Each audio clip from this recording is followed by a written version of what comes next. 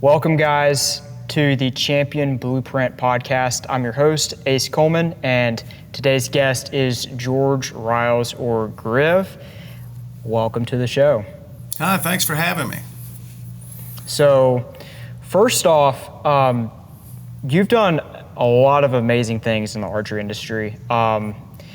Three main things that I can think of: Archery Talk, helping to facilitate starting that.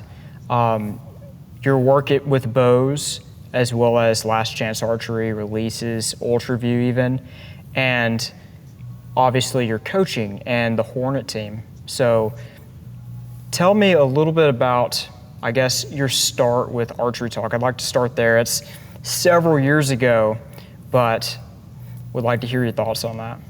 Yeah, it feels like 100 years ago when we did that. So, basically, I got my job at Martin Archery through talking on the internet via the old bulletin boards.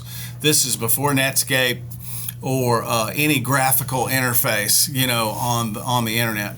So I was answering questions, on the bulletin boards, and got to know Terry Martin, one of the principals out there at Martin Archery. And long story short, I ended up getting a job with them after hanging out with them at Vegas one year. And I moved out there, and Martin was kind of on the forefront of the company websites and, embracing the internet and making an internet catalog and all, when many really big companies like Sony and Hitachi and, people that didn't even have websites at the time. So they were kind of first in on that. So it was important to them to stay in touch with what was going on in archery, and so I was in there on alt.archery and rec.sport.archery, those old bulletin boards. You can still read some of that old stuff through Google News groups. You can go back and dig that stuff up.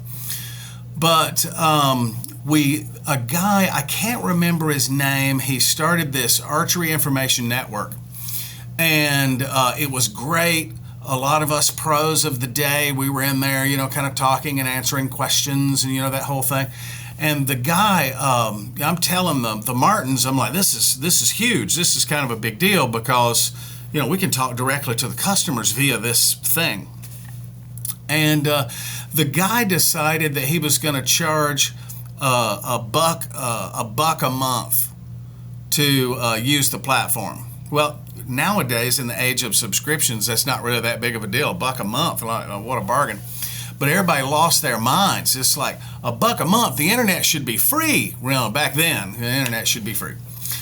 So I told him, I said, hey, this guy is about to crash land this thing, and we have a fantastic megaphone in which we can talk to the archery people with, and if we let this go, it's going to be a problem. So ultimately, myself and a guy named Ken Mellis, he was the real computer genius behind all the stuff. We went to Terry Martin and was like, look, we have to start a bulletin board, and we have to start something that's free and unfettered so that we can give everybody a space and not have to be billed or, any of that kind of thing. So Terry loaned us the money. It cost us $300 to start it. And, server fees were pretty well non-existent back then. And we cranked the whole thing up. It was Archery Talk, Archers Helping Archers. So if you look, admin is the first one, that's me. And GRIV is the second username, that's me too. And GRIV came from that old Archery Information Network that I used to sign all my posts, George D. Ryals IV, GDRIV. So the guys, when we started Archery Talk, they were referring to me as GRIV. So it just kind of stuck, and then I sort of adopted that as a username when we started the whole Archery Talk thing. This was maybe 1999, 98, 99, somewhere in there, I think, when we started the whole thing, and it just blew up because we could use the advertising capability of Martin Archery. They had the back cover of all the big magazines, and all the magazine publishers were really hip on helping us out advertising this new platform and all that, because Martin was a pretty big customer. So it alignment of everything that we needed to make it work kind of fell in place. And before we knew it, we had 50,000 users, and I was using it to give excellent customer service out in the open. So if somebody got on there and was like, oh, I got this Martin bow, this Martin whatever, and it broke and whatever, I could go, here's my number, call me, we'll take care of it. Don't you worry about it. I'll send you some stuff, no problem, you know. And folks are like, wow, Martin Archery's cool. We saw them just, you know, fix this guy's bow. And I also was doing like Apple style product releases where I would leak, you know, photos of that might be something new, or, you know, just a little snippet, you know, of my screen of a drawing where you can't really see what it is. And it became this whole thing over the years that I would reel out every week. I would let go of a new little snippet or a spy photo or, you know, whatever. And the guys were piecing together the photos and trying to figure out what the new product was going to look like or whatever. And these guys were puzzling this together. So we had all this pent up demand and all of that. When we would actually like release the product, everybody was there with their eyes on, you know, going, show us what's new, you know. So we could do those big reveals, those big product reveals on launch day and, you know, that sort of thing. So that was a blast. And now everybody in the industry is doing it, you know, that's even conscious of how that whole thing works, is doing that product rollout, the keynote style. Oh, one more thing, we also have this other amazing product to show you, you know, that sort of thing. So Archery Talk was kind of a big deal in my career because it helped me launch myself, you know, as a, I hate to use the term like archery personality or whatever, but it helped me kind of at least get my name out there and develop influence within the industry and all of that. And several of us pros, that was kind of our launching pad so that we could have a real pro career and actually make money on archery without having to have a job on the other side, right? Most of us work within the industry in some capacity or another. I see. Very awesome stuff. So, yeah, I met a guy at Reading that told me a lot about you starting Archery Talk, and very cool. So if you guys didn't already know that, this is the guy that started it all. As far as Last Chance, I know Last Chance is like, let's be honest, like a monopoly when it comes to like bow presses, 100%. And you guys, you know, you have the fletching jig, the vices. Tell me about your like role with Last Chance. So I knew Leon just through archery, and you know, Last Chance is here in Georgia. They're about an hour here from the archery shop. So I knew Leon, and he had sent me one of his very first presses. He's like, "You're not going to believe it. This thing's going to be great," you know. And I had that and was using that thing since like, I don't know, 2005 or 6, somewhere in there. Well, ultimately, I left Stanislawski and moved back to Georgia to open this training center here. And here comes Leon with his grandson, Jonathan Clark. And says, here, I want you to teach him how to shoot and give him archery lessons. So I'm giving archery lessons to Jonathan. And Jonathan grew up with me, you know, here in the shop, and he'd come in, you know, once or twice a month and have a lesson. When he got old enough to drive, he would just drive down, and he became advanced enough that a lot of our lessons were us sitting over breakfast talking about the last tournament and what happened and how he felt and what he was thinking and what he thinks went wrong and what he thinks he wants to work on next, and, you know, that sort of thing. And at the same time, Jonathan would say to me, he started becoming really involved in the business, and because the whole family works there, and he became heavily involved in the business, and he's like, I need to make like a poster, or I need to make an ad. And I'm sitting with him, show him how to run Photoshop and introduced him to a lot of those like marketing tools and how to run them. And he would say, what new product do you need? And I said, you know what? The very first one was, you know, if the bow press, if I could tilt that up say I've got a skinny frame here. So if I could tilt the bow press up so that I could get light on the mods when I'm taking the mod screws out without it having, the stuff falling. I don't have to stand on my head to work on it. That will be cool. So Leon made the little tipping bow press, and I would say things like I showed them that Manfrotto, camera arm, and said if you put a bow holder on the end of that, that'd be a great bow vise, right? And just over the years, when I would have a need here in the shop, it was like, okay, here's what I want, and wouldn't it be cool if you stuck a drawboard into the press and drew it back? And I'm just giving them the idea, like I have a need for this, and they're doing all the engineering and the work to actually like bring the thing to market. But Jonathan, as one of the early generation Hornets, kind of grew up in the store, and I was able to kind of influence him a little bit, and he's helped me out a lot because he got into filming hunts and things, and he goes, I need something to create a thing for the website to drive people to Last Chance Archery. What do you think we could do? And I said, well, you just show up with your camera and I'll do like a 2-minute archery tip, and we can post one of those things ever so often, right? And I said, we'll call it Thing a Week, and we'll do it every week. Well, Jonathan was young, and he wasn't married yet or any of that, so we got quite a few of them in, but then he got married and, got busy with his work and, all of that stuff. So 2018 was about the last Thing a Week that we had filmed. But he came to me recently, right before Vegas. He said, why don't we relaunch Thing a Week and kind of get that thing going again? Because everybody's always asking us about it, and I hear from people all the time, Yes. And so we should start this again.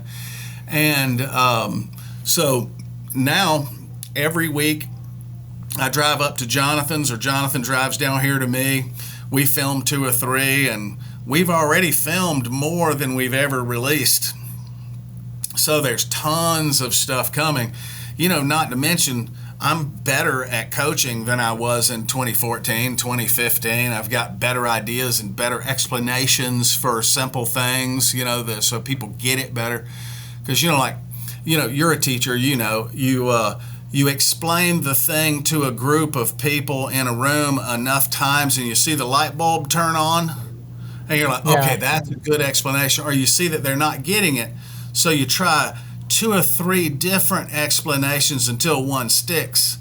So over the years, you develop kind of this repertoire, like how to maintain tension at full draw. 16 different ways to describe it to somebody. If they're an overreacher, if they're a tentative soft peddler, if they're headstrong and powerful, you have to use different words so that different people don't over-exaggerate. So the new Thing a Weeks are, a little bit more in depth and a little bit more clear and a little bit easier to follow than before. But back to the original question, my involvement with Last Chances, I've been part of their family and they've been part of mine, and we've been traveling around shooting archery, and Jonathan and his brothers, and soon their kids are going to show up here, and because they're beginning to get big enough to start thinking about shooting bows. So I'm always up there helping them with new products and new ideas, or at least just dog fooding stuff that they're working on so that they can figure out whether does it actually work or do we need to change it, or whatever. Awesome. Yeah. So the Thing a Weeks, man, are awesome. I think I've watched the first 2 or 3 that you just released with your son. What is your son's name? Yes, my oldest son, Quinn, with the long blonde hair, he was in the first couple. I've got Leo in a couple of other Hornet kids are on a few, and we're like slowly reeling those out now. So you'll see several different people in the various ones. Yes, and guys, you should definitely check that out, GRIV's Thing a Week, and that's on the Last Chance Archery YouTube channel. You can go to the Last Chance YouTube channel. It debuts there first, and then I release it on my channel about a week later. And because I'm trying to let Jonathan get some views, and of course I'm trying to get some views too, So, exactly. So you can check it out in either one of those places, and you'll get all the new stuff. Awesome. So yeah, I've probably watched every single thing a week you've ever made. Like, I'm gonna be completely honest. The stabilizer one's probably one of the most watched ones, I would say. Like, if you just go to Google and type in archery stabilizers, and then you go to the video tab, you're right there. You know what I mean? Really? So, I had no idea. That's awesome. yeah, it's probably one of the most important videos anyone should ever watch about stabilization. I think it's really, really good. And then adding bias, for example, in that video, like, I try to explain that to people all the time. Like, I see so many people, they just have a straight back bar, and I'm like, how do you get that thing to aim well? You know what I mean? It's like your bow's wanting to teeter-totter the whole time. So, but yeah, awesome. So, as far as things at Ultraview, I know that you've worked with Colby and Chris B on some things. Kind of tell me about that journey. It's been 5 or 6, 7 years maybe? Yeah, I think Colby started that in 2015 is when the original, maybe 2016 was when the original idea started to gel. But Colby, he was a Hornet. He started with us when he was like 13 or so, and Chris started when he was like 13 or 14. And he and Colby were rivals and friendly rivals, through all the USAT events and all that. And Colby was going to college up in Vermont, and he's like, what do I need to do if I'm going to be useful to archery? What do you think I should do? And I says, well, we've pretty much maxed out what we can do we've got compound bows as efficient as they can be. We've got limbs as tough as they can be. And most of the innovations over the last 6 or 8 years is just window dressing. Here's a little bit of rubber. Here's a weight in the cam, Nothing really significant has come out in a pretty good while. And, he said, what can I do? And I says, well, in order to have an actual effect, material sciences would probably have the biggest effect on the industry, because if you can figure out new uses for old materials, or you can come up with new materials that we can use within archery to get better. In my day of designing bows and limbs and recurve bows and things, we looked at the ski industry for what it was they were doing with skis to come up with better ideas for limbs, And so we need someone, in material sciences that can come up with something fresh or new so we can get more performance, or we can actually innovate to a higher level with compound bows. And I've since changed that recommendation. The new kids that ask me, what do I need to do? I tell them logistics and supply chain, because for some reason, all these 100-year-old bow companies can't get on top of the 9-month product cycle, and it still takes 4 to 6 weeks to get a bow in. So if we had some rock stars in logistics and supply chain, maybe we can get bows to deliver quicker, right? So that would be pretty cool. That's kind of the bottleneck right now within the industry. You come up with a new product, the hard part is delivering it, right? And Yes. Ultraview is doing a damn good job of that. They still struggle to a degree, but they're way better at it than most of the companies out there so far, because they understand how that whole thing works, and they've got a bunch of young people in there that are skilled in that sort of thing. So they can deliver pretty much when they release a product. They can say, and it's available today, and you can go online and order it, and it's ready to go. So, Right. But anyway, Colby, he moved and went to Tech, and Georgia Tech, and on a hope and a prayer. Georgia Tech, they allow like 3% of transfer students in, and somehow Colby made it in. And Colby's story, he'd be a good one for your podcast, because his story is 100%. constant, motivation and hunger and just really driving. And he's done several things that many of us thought, go for it, but, that's going to be hard. And somehow Right. he figures out how to get it done, so that's one of his, superhuman tricks is to be able to just kind of pull it out of the fire whenever he needs to. But Colby was in here shooting with us on a league night, and I was telling a story about how Dave Cousins and I used to mount these flashlights with Velcro to the top of our riser, so the flashlight could shine on the scope in a few of those instances where it was overcast or we're under the canopy and we can't quite see our dot or something like that. And then as an aside, I told Colby, I says, well, that if a lot of people use fibers now and they're depending on these loose wraps of fibers to get enough light, but if you shine an ultraviolet light on a fiber, it like illuminates all on its own, like it's glow-in-the-dark material. Even if you have just a little teeny tiny piece, it will glow at its peak brightness.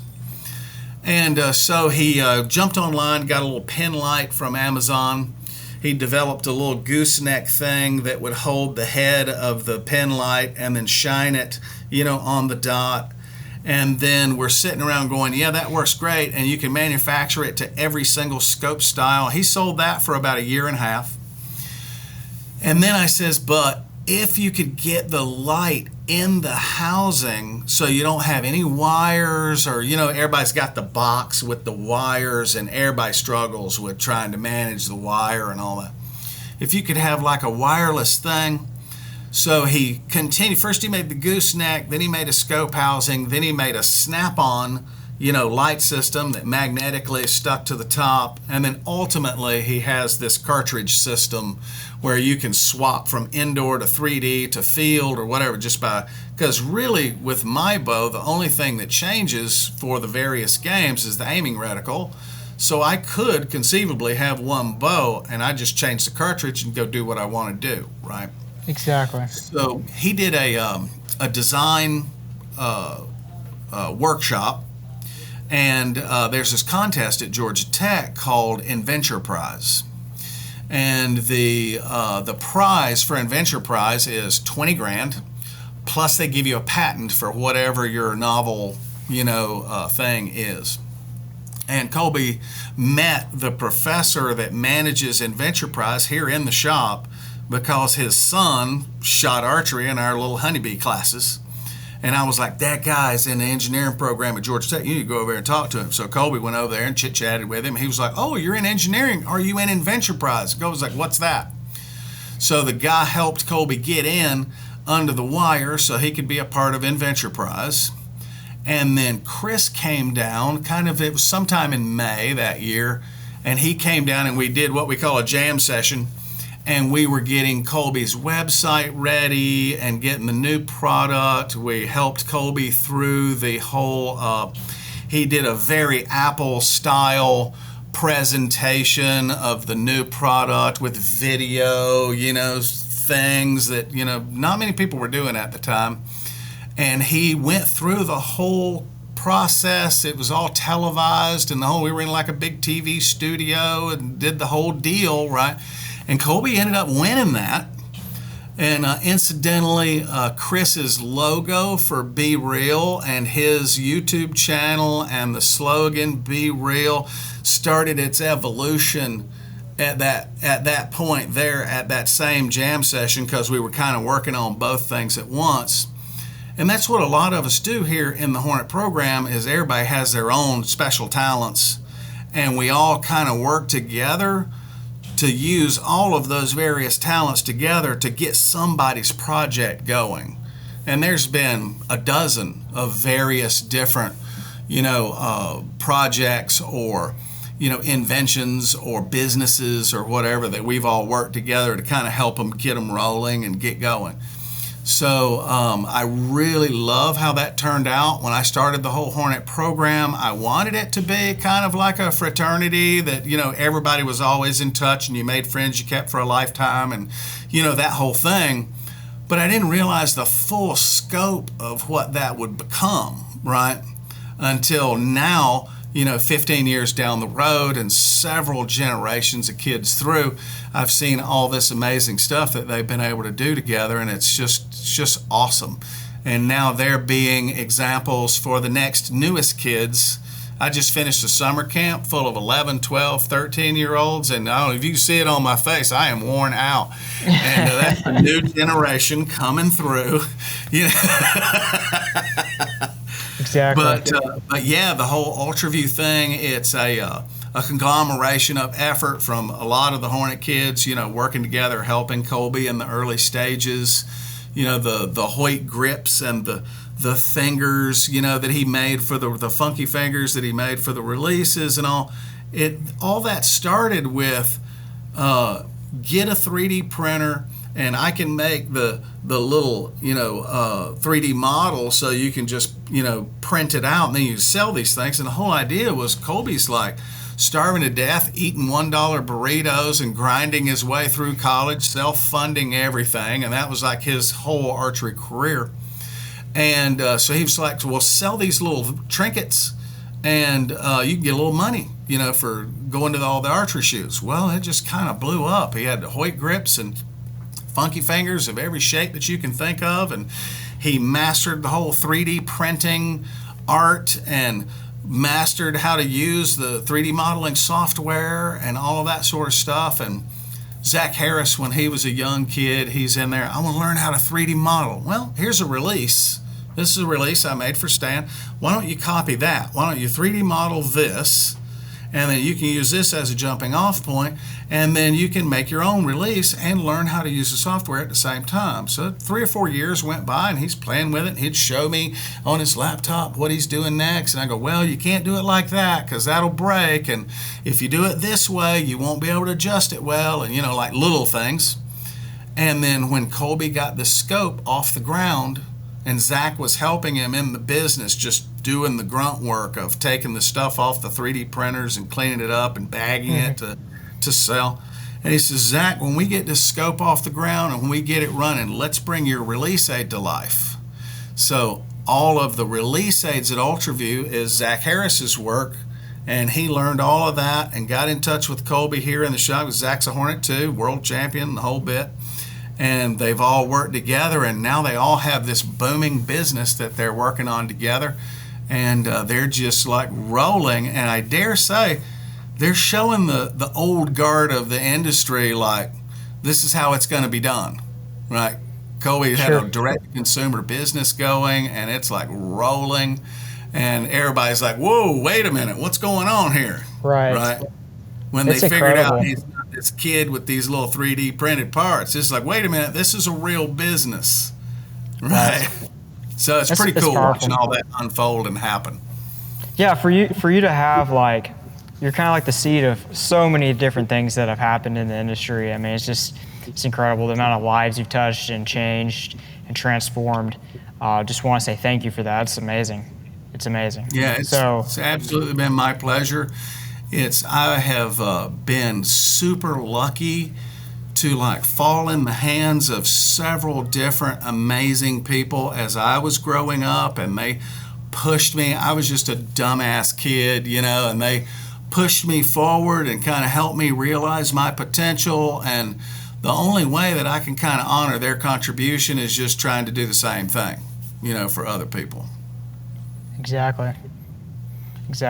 So as far as Ultraview stuff, one thing I've noticed, just kind of talking about Ultraview, I've noticed that new people that get into the archery industry, a lot of them already know what Ultraview is.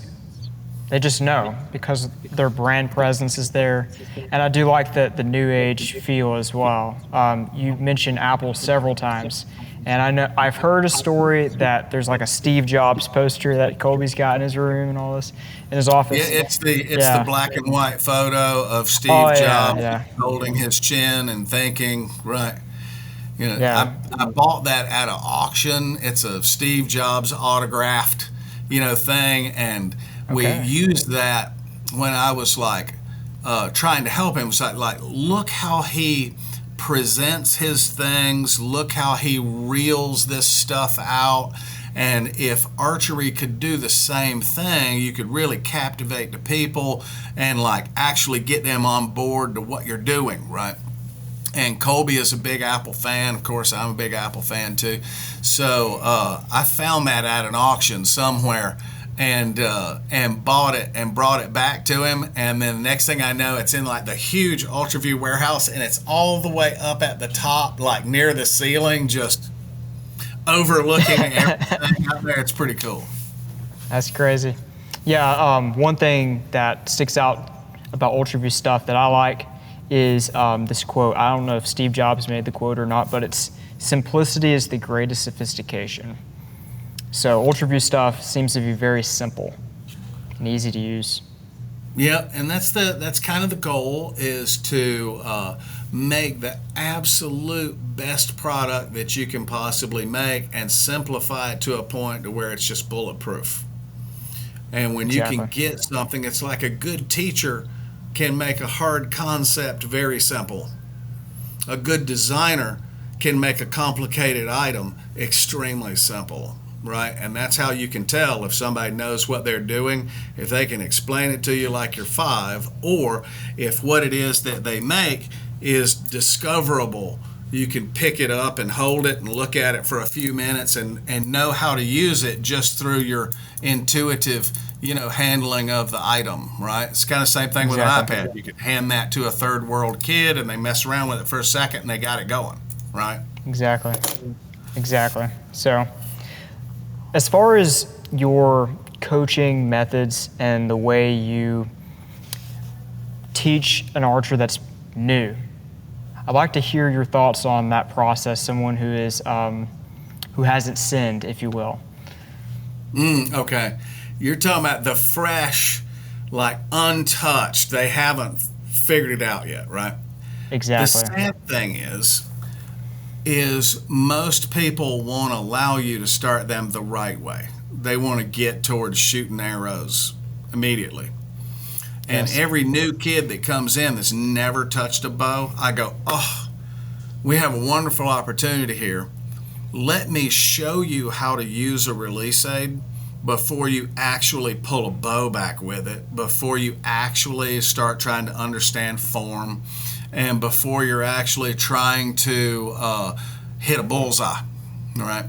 And I can teach them the operation of a release, and I still haven't been 100% successful in shepherding someone all the way through the process, because they want to get to shooting pretty quick. You got a 12-year-old and they got a brand new rig and they want to get to shooting right away, right?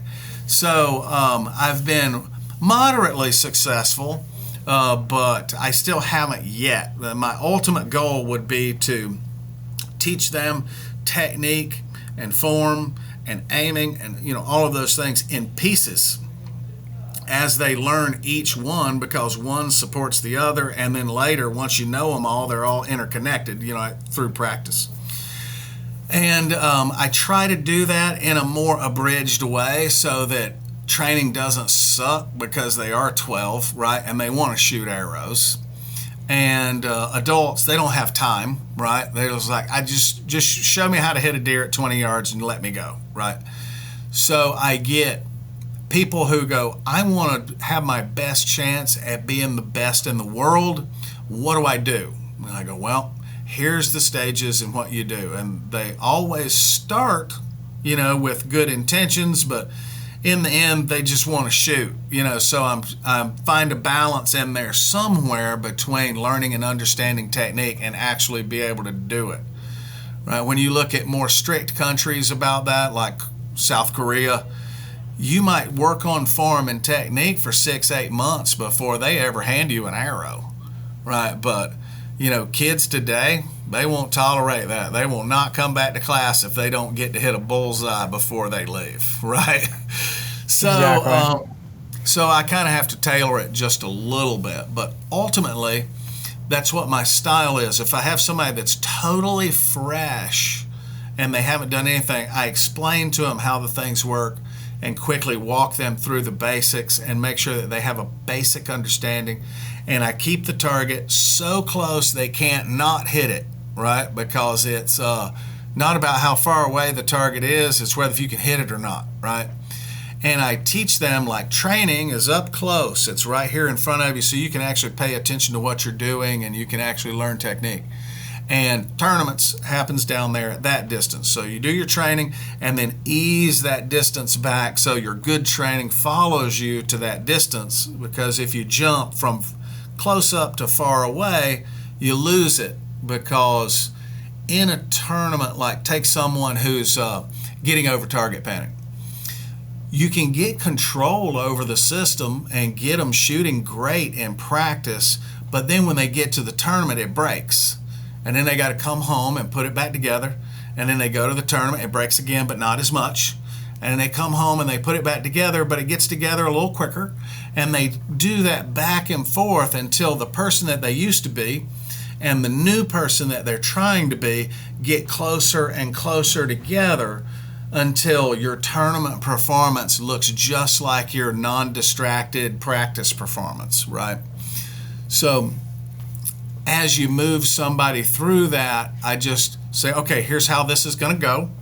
And now, after thousands of people going through this whole process, I can pretty much look at a guy and whatever his type is, right? You know, I went over earlier about the different types of people, and I can say, this is how this is going to go for you.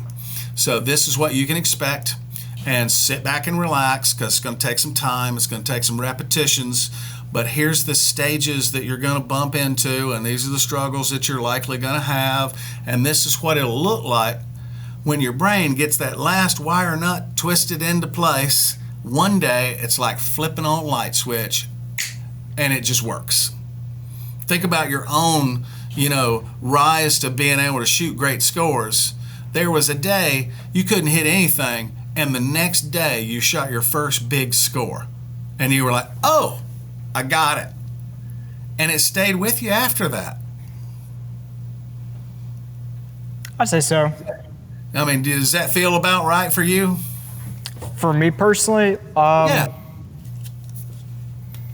So I would say the biggest change for me personally, I used to shoot like an index style release, and you know how that goes. Essentially, you start, you just punch it, monkey see, monkey do. Sure.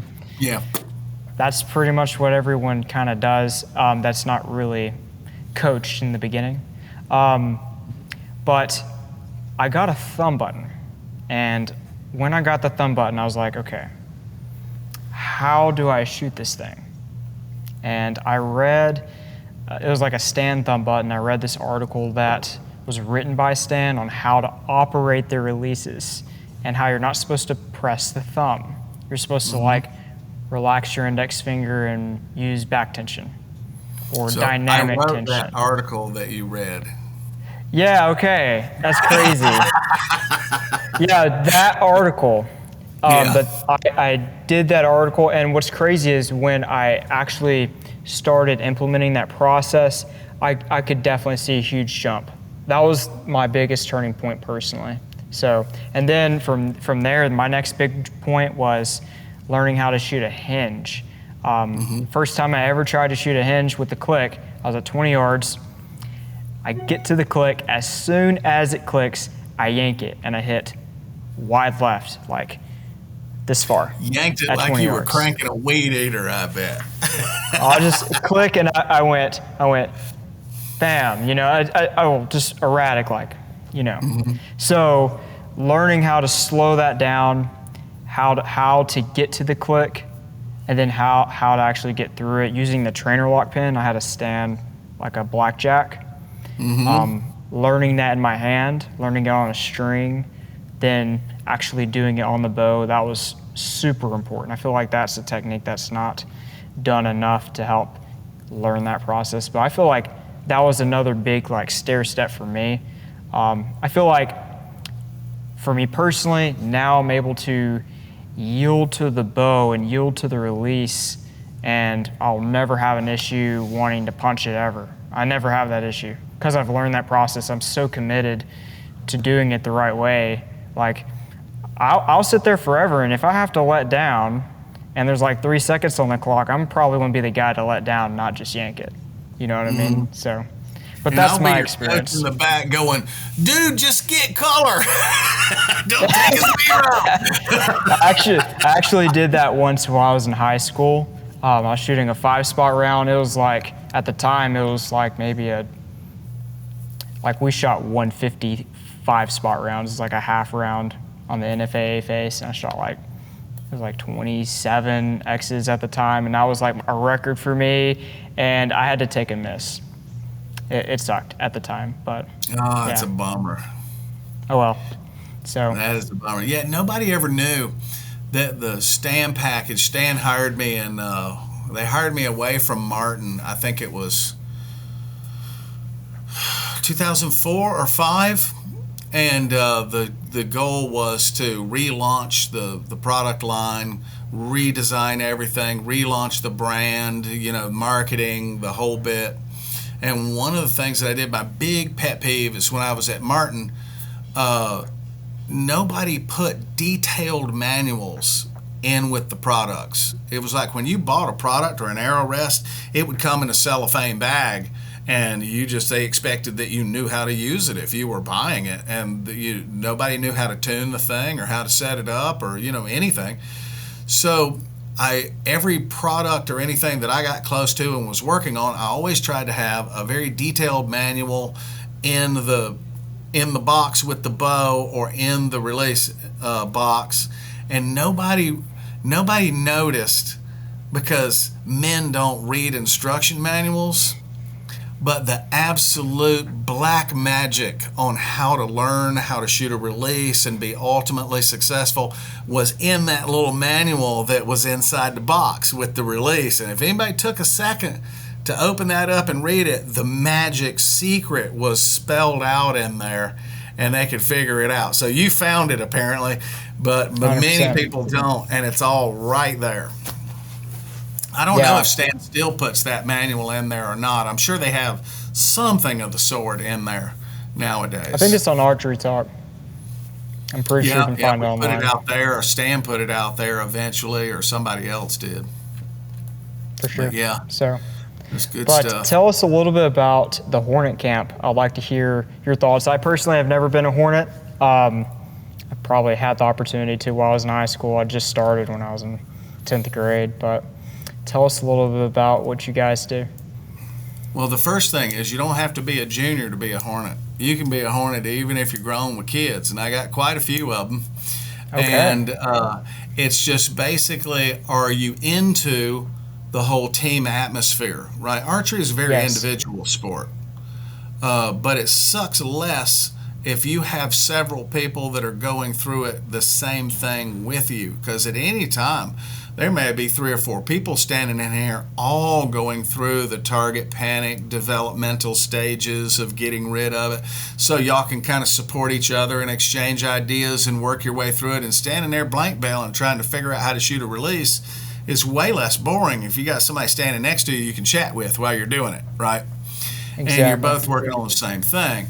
The whole Hornet thing came from USA Archery years back. They had the junior, the JDT, the junior development team, and I was a little dissatisfied with how they were doing that and the archers that they were putting out. And I had a coach, a good friend of mine, when I first opened up my shop here, and her name's Ginger Hopwood, and I dragged her out of retirement. I remember we had a meeting at a Waffle House, sitting there eating, and I am basically dragging her out of retirement. I was like, Ginger, I got to get this shop going. I barely know what I'm doing, like running an archery shop, because I hadn't been in an archery shop, since I was a kid. But I got to get this going so that I can have this big training center and we can teach kids how to shoot. So I want you to come in and do the thing that you do. She's a pro at setting up junior programs and getting things going. So while I was running the shop, she's running the range, and we're kind of getting this thing going. So we started the little transient kid classes. Just every Saturday at 9, we have a kids class, and you just come in. The kids that were archery crazy, and we saw them every week, and they were really getting into it, we'd move them over into a more advanced program and start talking to them about tournaments and how tournaments work. And ultimately, I would sell them real tournament gear. and Ginger and I worked together really well. She'd send them over to me and say, tell George you want this, this, this, and this, and then I'd get the gear in for them, and they'd set it up, and then we'd work. And once the program got rolling, and I had this kind of intermediate group, there were several outliers. There were about 8 kids that were archery crazy. You couldn't beat them out of the range with a stick. But they couldn't get my attention or Ginger's attention very much because we had all these other kids in the room that was having their archery Saturday, but they didn't love it like those other kids did, right? So I'm talking to Ginger and I'm saying, we got to figure out a way to separate these archery hyper kids. We got to separate them from the other group so that they can get what they need and we can still service the other group at the same time. She goes, well, why don't we just go ahead and start an archery team? And we hatched the whole plan of kind of creating a team. And for Ginger and I, because we were a little dissatisfied with how USA Archery handled like developmental archery, we were like, let's do this in a way that we can show everybody how this should be done. That was our goal, is to do it the way we think that it ought to be done, out loud in the open so that everybody can see, right? And back then, when you showed up to a USA Archery event, you didn't see everybody grouped up in teams. It was a whole field full of individuals that showed up by themselves, and you didn't have like cells of teams. Now, you go to a USA Archery event, you can't swing a dead cat without hitting a team shirt. Everybody is part of some kind of a team or some sort of an organization, and they're traveling together, and I think that's just absolutely fantastic. But we hatched this whole plan, and I had the kids sitting around in the room, and I was like, you know what? We should start an archery team. What do y'all think about that? And they're like, yeah, we should. Well, what would we name it? And they're like, let's name it the X-Killers. And I was like, well, we want to be approachable. We can't be killers. So what else you got? You know, super accurate, you know, and they were spitting out all these names. And I was like, okay, why don't, one of them said stingers. And I was like, okay, now that's pretty cool. Stingers, because you like trying to sting the X. Okay, that's good. That's somewhat approachable. All right, so we'll be the Snellville Stingers. And then we had the honeybee class, which is the come as you are, 9 o'clock Saturday. And then we have the yellow jackets, which is a rising severity of bees, right? And you got the yellow jackets. Those are the ones that are pretty serious, and they come in every week, and they're starting to buy their own gear, right? They're not using our little rental bows and stuff. And then from those yellow jackets, we will hand select the few that are just archery crazy. The ones that archery is their only thing. They're not also doing band and wrestling and football and baseball and all that. It's like if those kids have all those other sports and they just have an archery day for fun, that's cool, right? But there were tons of kids that were doing archery because they couldn't really get into team sports. They couldn't be picked, or they weren't the athletic ones, or they didn't work well in the football type team atmosphere, right? The brohood kind of a deal. And archery kind of attracted them. So I told them, I says, all right. And I would tell a kid, says, you know what? I'm going to give you this card. And this card is your entry into the Hornet trials. And we're going to have one in April. And of course, when I gave the kid a card, he was already on the team, but we had this big Hornet trials so they could come in and shoot a score and freak out about it and be nervous and all that. And then I put a list up and everybody's name is on the list, and you made it. That first one was like 8 kids, and then it was 12, and then it was 16, then it was 25, and then it was 30, right? And slowly, those kids got so good. I mean, they were qualifying for world teams and like doing the deal, but they began to stagnate because they didn't have any competition local that they could shoot with. They just kind of had each other, and their improvement kind of slowed down and sort of stopped, and they began to kind of, coast a little. So I was like, Chris B. and Stephen Hansen and a lot of those other kids out there, Colby, Roy, all them. What if we invited them down this summer and we'll invite them down. We invited Steph, and he didn't come, but we invited him. He was still really young then. And so why don't we invite these kids down and let's just do death matches all week so that y'all can kind of learn from each other. So they all flew into town. They all got together. We all stayed in the same house, and they all got to know each other really well. And like almost immediately created this like atmosphere of brotherhood, you know, amongst the group. And we ate at the same table, and we went to the range together, and we did like all that stuff. And I started having that camp annually because they would all come in, and then we would meet up at the tournaments. And many of these kids, we're trying to go to all the USATs.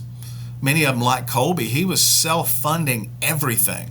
Colby was like DJing parties and braiding rhino straps and doing everything he could think of to get $1 so he could go to these USAT events because his parents just didn't have the money to send him everywhere, so he had to figure it out, right? So by traveling as a group, we can cut their hotel fees down. We can, you know, do several things to save a lot of money because if mom and dad also has to come, that's like quadruple the expenses. So most of these kids were well behaved, super mature, very motivated, you know, and they started traveling as a group going to all of these events. And we'd go all the way from World Cup Indoor to Vegas to Nationals. We'd go to all the trials. We'd just like do the whole thing. And that whole thing, they would grow up and go off to college, and I would just see them at the shoots every now and then. Then a bunch of new kids would come in, and the current kids that were there would meet other kids at the shoots who didn't have coaching or, you know, wanted a way to get to all of the events, and they were best buddies, so they would recommend them to be on the team. And then I'd talk to them, do you want to be on the team? Why don't you come down and take a lesson and see if you like the way I do stuff, and if you do, you can join up too and just come along with us, right? So over the years, it's like generation after generation, it's just kind of grown, and the new little kids come in, and the other ones grow up, and they become the principals of the group, and then they graduate and go off to college, and they might show up for Christmas camp, they might not, depending on what their obligations are. But we're all still in contact with each other, even the first ones that were, you know, went through the whole group. And Colby, through Ultraview, donates back to the Hornet program so that I can afford to take all these kids to, you know, various places. So it's become a really cool thing. I couldn't have written a story that would work out any better than it has. And a lot of people credit me for how good they've become or how well they work together and all that, but it's really those kids' parents that turned out super individuals. And then when they got together, they started pushing each other up as they went, and all I did was just kind of guide the direction as we were going along, and it's worked out just unbelievably well. Amazing. That's incredible. I think that it's a very individual sport, and I feel that there's not a lot of that team atmosphere. So creating that almost out of thin air, just like, hey, why don't we do this? It's amazing. I love it. So yeah, and the big thing is they like compete viciously on the field, and then we all go out and have dinner together. And it's the first time in archery that I had seen guys compete really hard against each other and not walk away butthurt, right? Sure. They might walk That's away huge. upset for a few minutes, and we might need to let them have space because only one or two kids is going to make the world team out of our group, just the way the matches fall out and all. You end up having to knock each other out and all. So at best, unless we could first, second, third qualifications, they were going to have to knock each other out while they were doing their matches to get to the end. So I bring 10 guys, and maybe 2 of them might make it in. So there's a whole bunch of disappointment that lasts for about an hour and a half. And then we all go out to dinner and have a good time and congratulate the ones that made the team. And, you know, and I hadn't seen that yet, because most of the time when you compete, you're kind of enemies with that guy, you know, for a little while. And I love that didn't happen with this group, and there's not a lot of jealousy or animosity or whatever amongst them, and they seem to work together just fantastically well. I couldn't have planned it any better, right? And it just kind of gelled on its own over the years, and it's kind of just sort of became what it is. Absolutely. So, lastly, I know that a lot of Hornets have done some amazing things as far as tournament archery is concerned. What would you say are the biggest accolades as far as what Hornets have been able to do? Well, the team has gotten about 8 or 9 world medals, and I've lost count how many national championships that they've won, as kids. I think the biggest accolade that most of them have come across is who they've become as adults as they've grown up as a team. You've got Colby has founded Ultraview. You got Chris has got this amazing media empire. We have neurosurgeons and toxicological pharmacologists. We just had our first Hornet graduate with a PhD just this summer. So it's the amazing individuals that has come out of the group, all the while winning world medals and national championships and state championships and all that. At one time, I was trying to keep track and just kind of keep account and all that kind of stuff, and made a couple of videos, just for the team so that they could look back with gratitude as to where they were before and where they are now. So every now and then I'll put together a montage of pictures and show the list of what everybody's won or how much they've improved or, those kind of things, so that when you're in that really sucky part right before you decide whether if you're going to quit or whether if you're going to keep going, when you can look back and see how far that you've come along, right, it makes it a lot easier to stay in it long enough to get to the part where you really start going, right? But exactly. I think the biggest accolade is who they become, over the whole thing. And most of that is from support of their own teammates as they were growing up in the program. And some of them were not going to go to college, and they went to college because some of their other buddies on the team went to college. I mean, there's some pretty cool stories dotted around through the years of how just the team experience has changed their trajectory for the better. And I think that now that there's more people out there doing that within archery and more teams, I see teams all over the place. I see new teams coming up.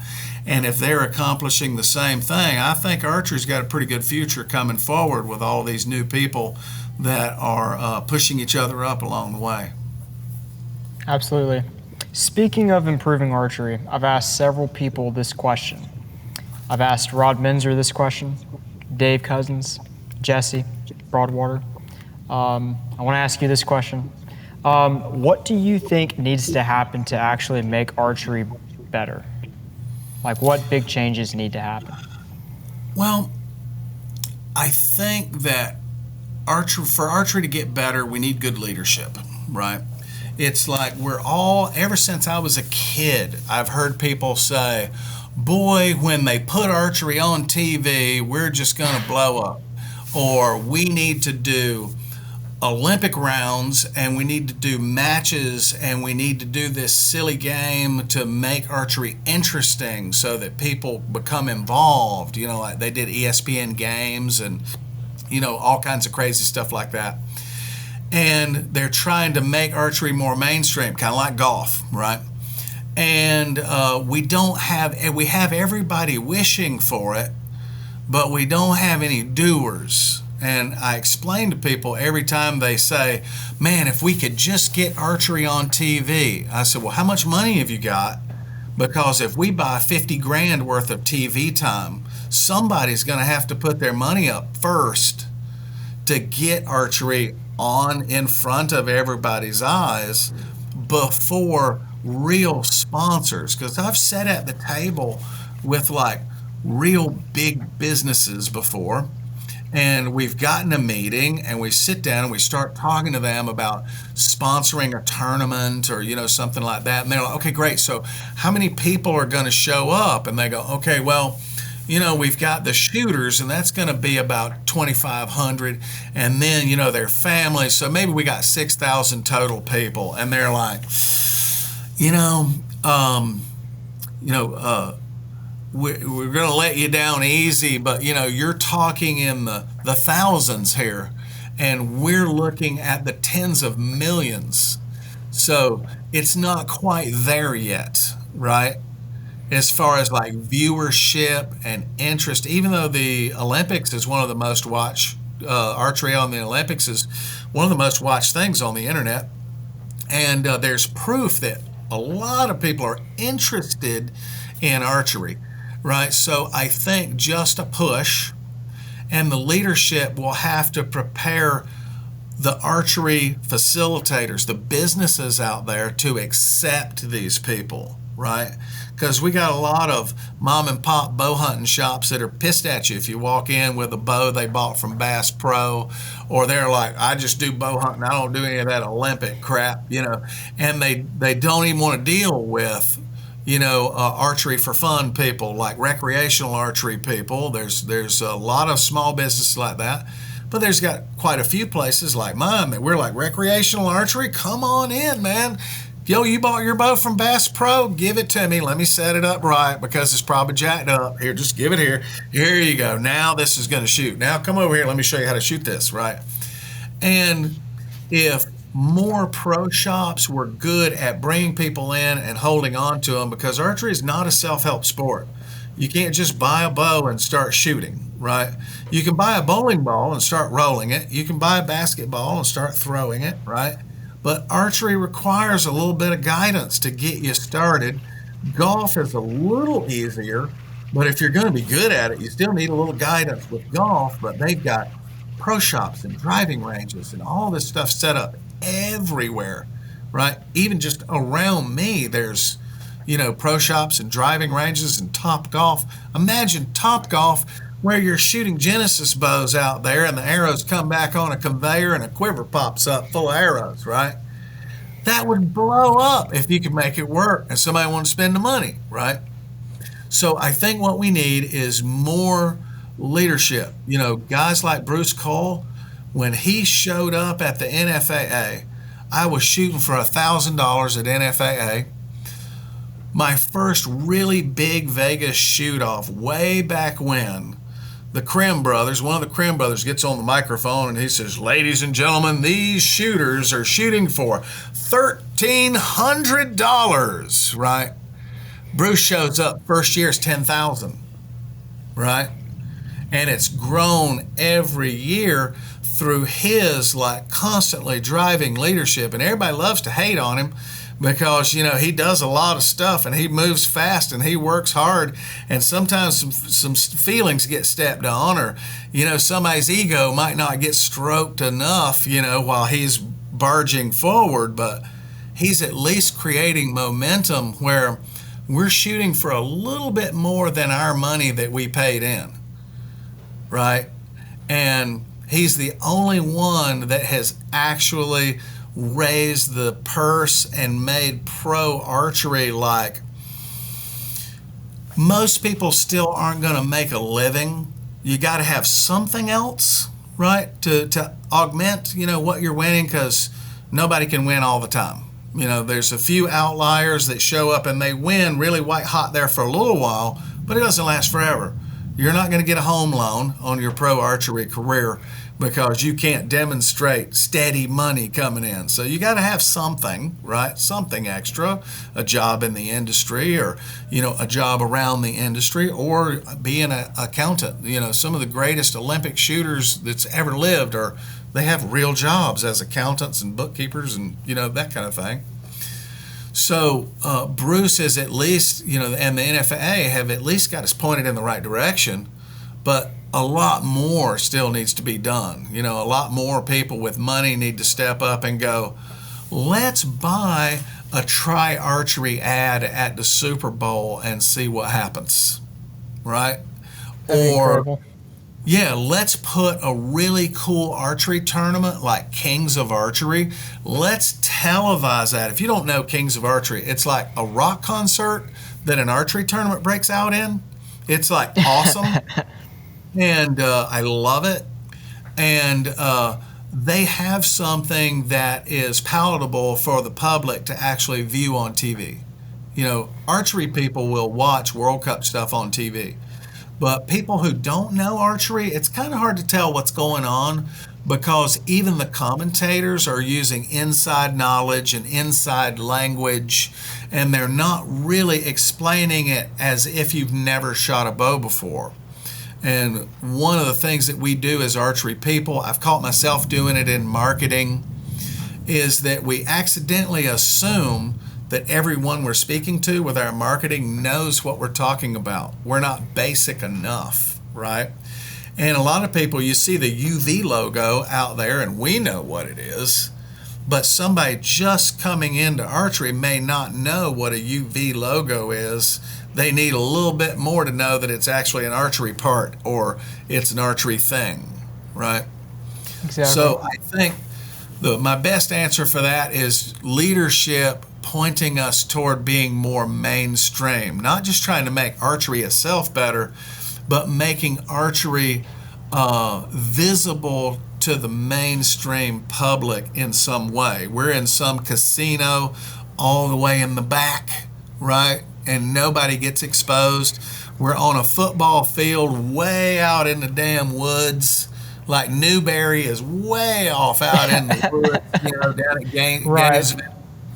You've got Salt Lake City Archery Center. It's off there in a business park way away from the city where you have to be wanting to go to the archery thing to accidentally bump into it. Exactly. Right? That's powerful. And, it costs a lot of money to run a range. Like I got 6,000 square feet here and I've got it for a really cheap rate, but I'm in third tier retail space way off back behind. So nobody's going to see me unless they're specifically coming to me, right? It's like I complain about this all the time that our archery team, if the guys, like we travel into a foreign country and walk into just a random range, and the archery people that are there who are really into target archery, they may recognize the shirt or even the person wearing the shirt because they're on Instagram and they follow the stuff. But people 3 minutes from here have no idea I even exist. I've been here for 15 years and folks walk in the door all the time and they go, "Oh man, this place is cool. How long have you been here?" "I've been here 15 years. They're like, "I drive by here every day. I didn't know you were here."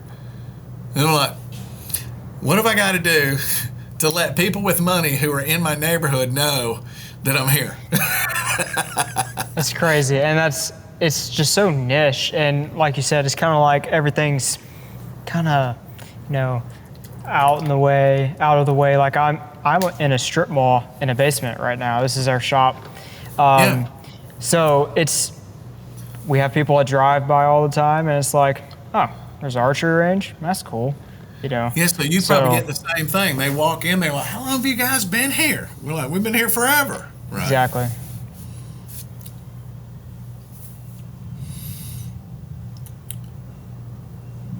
Are you still with me? Yeah, I hear you now. We paused there for a second. A thunderstorm has just rolled up. I hear it banging up above there. No worries. We'll just cut that or whatever. But yeah, no big deal. Yeah. So, is there anything else you'd like to talk about? Well, let's see. All of you out there listening, watching this, you can get lessons from me at improvemyarchery.com. I named it that, hoping that it would be easy to remember, but not so much. Improvemyarchery.com. You can get private lessons in person. You can show up at the archery shop and do them right here, or you can do it online. I'm talking to you right now through my online, deal, and I can change my screen and do picture in picture. I can show you videos on my phone. I can take video of you shooting your bow and cut it up and draw lines on it and do the whole thing to kind of help you get what you want. Funny thing about the online lessons, everybody told me, "You got to do online lessons. You got to do it." And I was like, I don't know, man. I didn't think it was going to be as effective because I'm pretty hands-on. When I'm teaching in person, I'll go, "Do you feel that right there? Try to relax that muscle right there." And sometimes just merely touching it people find it with their brain. They go, oh yeah, I see now, right?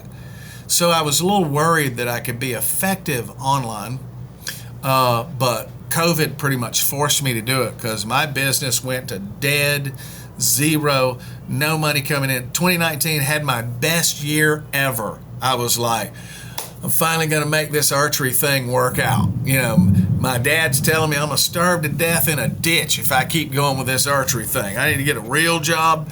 I need to pay him my 401k and pay my taxes and die like everybody else, right?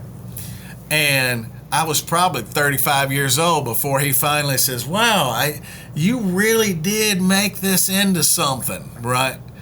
Well, by 2019, I was like, finally, I can actually make a solid living in archery, and I'm not like worried about where I'm going to get the money for the next tournament, and I'm not worried about paying the rent or buying that plane ticket to Vegas, or, you know, cutting back on the food that I buy so I can rent that car, you know, the various things. I finally got there, and then COVID happens and it goes boom, dead zero. And it's only about 25% back, even after, you know, several years, you know, being beyond COVID. And what has come back is not all the old people that couldn't come or couldn't shoot or couldn't do lessons.